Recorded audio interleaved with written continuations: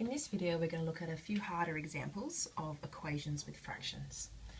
In the first one, we can see that we have a numerator with two terms, all over 5. So again, remembering as if this top is in brackets, we're going to remove this over 5 first. To remove an over 5, we need to multiply by 5.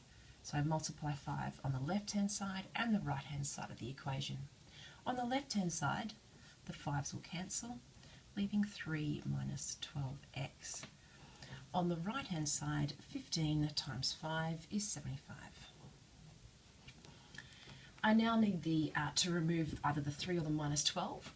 In between the 12 and the x is a multiplication, and this term has actually been added on. We need to do the reverse of order operations, so we need to remove this one first. To get rid of this positive 3, we need to subtract 3. If we subtract 3 on the left-hand side, we subtract 3 on the right-hand side. Now the 3's are going to cancel, giving 0. That leaves a negative 12x. Make sure you remember to keep the negative sign with the number straight after it, so that is a negative 12. On this side, 75 minus 3 would give me 72. To remove this negative 12, I need to remember that there's that invisible multiplication there. So to get rid of that, I'm going to divide by negative 12 on both sides of the equation. On the left-hand side, the negative 12's have cancelled, leaving x. And on the right-hand side, 72 divided by minus 12 would give me minus 6. That is the solution to this equation. So minus 6 is the number that would make the original equation true. Alright, in our second equation, we're going to try 5 equals 9 minus 4y on 7. This time there is only a single term on the numerator, so it's not all divided by 7. So we're going to remove this 9 first. So to get rid of this 9, remember it is a positive 9. The negative is not with the 9, it's with what's after it. So to get rid of this 9, I'm going to have to subtract it. What I do to this side, I must do to the other. 5 minus 9 is going to give me negative 4. 9 minus 9 is 0, so it's gone. Now, with this negative, we are going to keep it with this fraction. I'm going to put it on the top of the fraction. Technically, you could put it top or bottom. I just put it on the top each time. You cannot put it top and bottom, because if you put two negatives in, then they would cancel, making it a positive, and you have changed the question. So I'm going to leave it like this. To get rid of a divide by 7, I would multiply by 7 on both sides of the equation. 7 times minus 4 is minus 28. And on this side, the 7's have cancelled, just leaving negative 4y. To get rid of this negative 4, I need to remember there is an invisible multiplication there, and so I'm going to divide by negative 4 on both sides.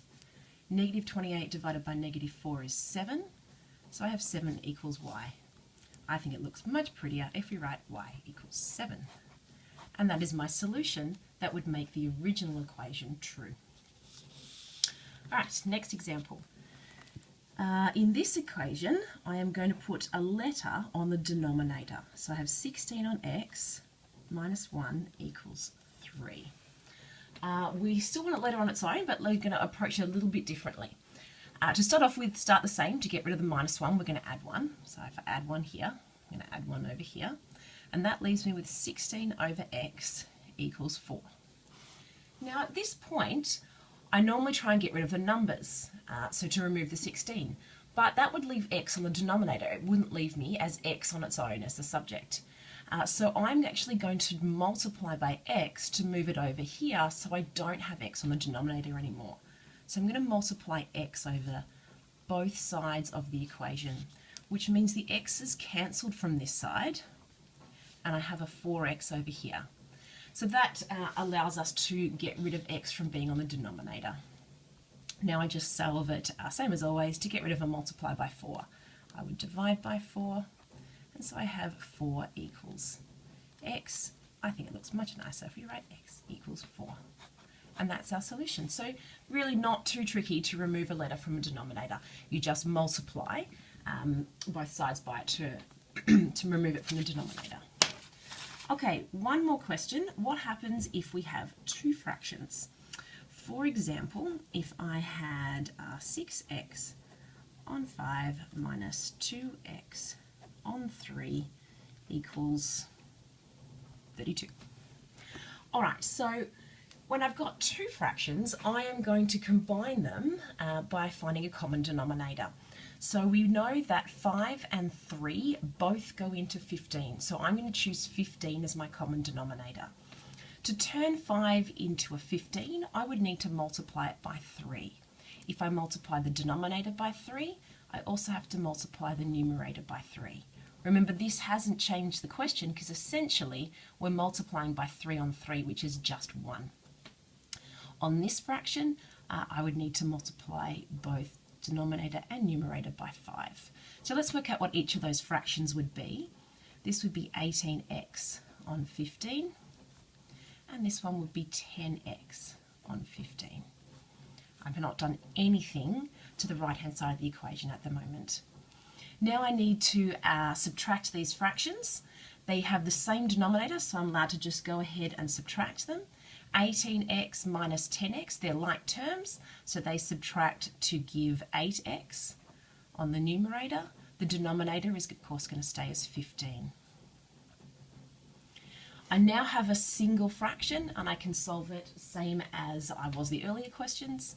To get rid of a divide by 15, I would multiply by 15 on both sides.